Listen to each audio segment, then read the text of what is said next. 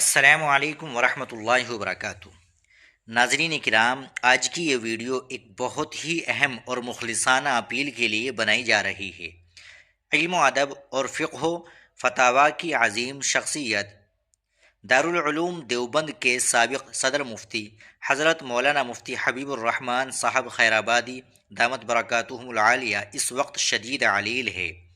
حضرت مفتی صاحب کا شمار بر صغیر کے بڑے فقہا میں ہوتا ہے۔ آپ نے طویل عرصے تک دارالعلوم دیوبند میں صدر مفتی کی حیثیت سے امت کی رہنمائی فرمائی اور ہزاروں فتاویٰ آپ کے قلم سے جاری ہوئے ہیں۔ آپ کی علمی خدمات اور تقوی کی بنیاد پر پوری دنیا میں آپ کے چاہنے والے موجود ہیں۔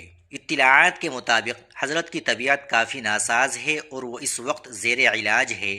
دارالعلوم دیوبند اور حضرت کے اہل خانہ کی جانب سے تمام متعلقین، شاگردوں اور عام مسلمانوں سے خصوصی دعاؤں کی درخواست کی گئی ہے۔ ہم اللہ تعالیٰ کی بارگاہ میں دست بدعا ہے کہ باری تعالیٰ حضرت مفتی صاحب کو شفائے کاملہ، عاجلہ اور مستمر عطا فرمائے، ان کا سایہ ہمارے سروں پر تا دیر قائم و دائم رکھے اور انہیں صحت و عافیت والی لمبی زندگی نصیب فرمائے۔